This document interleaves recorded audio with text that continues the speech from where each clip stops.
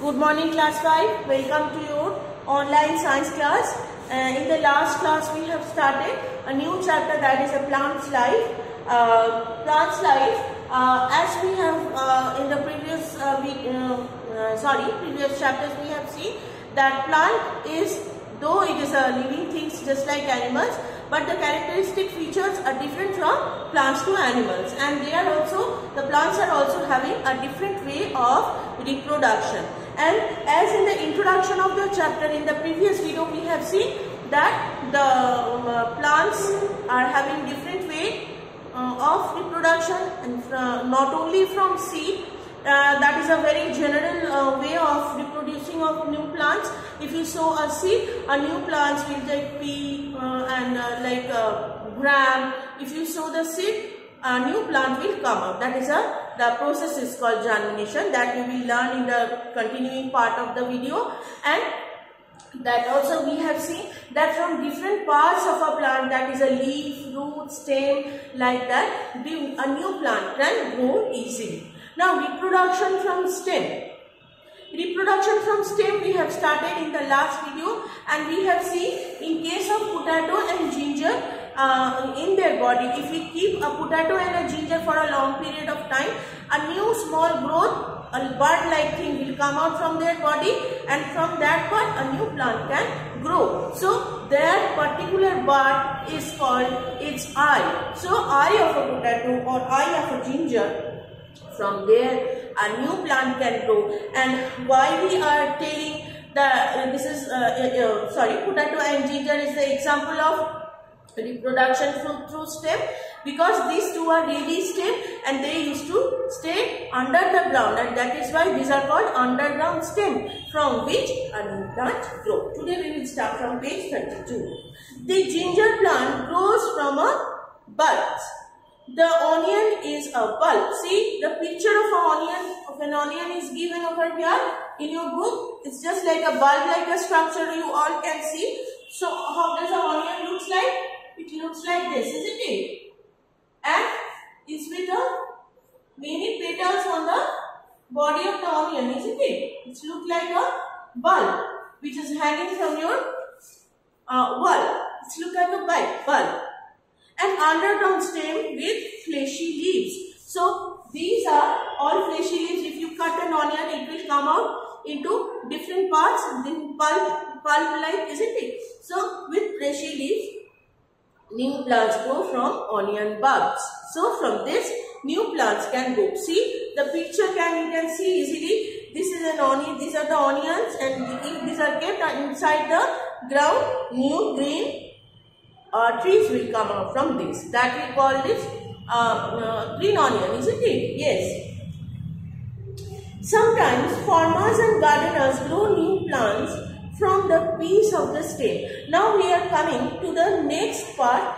We have first one, this one I have told that these are under the ground, potato and ginger. Now you see, sometimes farmer and gardener grow new plants from a piece of a stem. Now stem cutting means here the stem is being cut from a big tree, and if you plant it on the ground, a new plant will come up. The piece have one or two buds on them are called stem cutting. So from them again a new plant will grow. Rose, hibiscus, bougainvillea, sugarcane and crotons can be grown from stem cutting. So stem cutting is another way. First we are seeing from underground stem like potato and ginger, the new plant is growing. In the second system, and in case of onion also we are seeing new plants are coming out from onions. And finally the stem cutting, where the new plant is growing after cutting the stem, and if you put it inside the ground, the stem, in the stem you will see, suppose this is a stem, a small part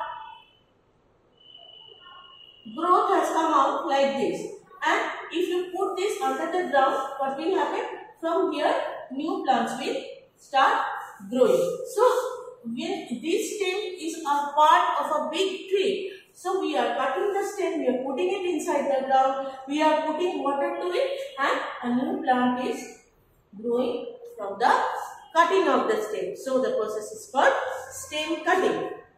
Rose, hibiscus, bougainvillea, sugarcane and protons can grow from stem cutting. So when you are reading the chapters, we have to go through the spellings. See, hibiscus, bougainvillea, these are the two difficult spellings that you have to learn. Next process is strawberry plants have long stems.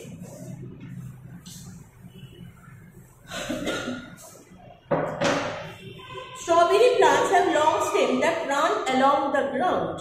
These are called runners. New plants grow from the runners. Now strawberry and durba grass, these are some very, so they are dependent, the stems are very weak and that's why they cannot stand straight. Okay, that's why they used to run on the ground. What happens? Suppose this is a ground, strawberry and durba grass, they used to grow like this and the stem used to grow like this. And what happens actually, after a short interval, there's a bud-like thing like this, and this is the root which is running on the ground. The main shoot is over here. Sorry, the main root is over here, but the stem is like this. It is very weak and it cannot stand straight. In case of other fish, what used to happen? They used to stand like this, isn't it? But in case of runner, the stem is very weak and they used to run along the ground. And after a short break, that when we will proceed the chapter, we will see after the short break, there are some possibility of growing a new tree, and from where again a new plant used to grow, and again this used to grow like this on the ground. Understood? So they are not enough strong to stand straight, and that's why they used to run on the ground, and that is why new plants grow from these runners. Next is reproduction from leaves. Now if the example of runners is asked, you have to say strawberry and durba grass. Durba grass is not written, but it is also a runner. New plants grow from runners. This chapter is also very important for objective and MCQ. Many small questions are there, you will see. Reproduction from leaves. The bryophyllum plants that has thick and fleshy leaves. The leaves are buds along the edges. New plants grow from these buds. When the leaves drop down to the ground, the buds grow into adult plant. So this is the, once we have seen the stem cutting and underground stem, how we are growing plants to the stem. Now here we are seeing the reproduction from leaves. Bryophyllum is a type of fleshy thick plant which is having a thick fleshy leaves as well. And these leaves are having buds. Like suppose this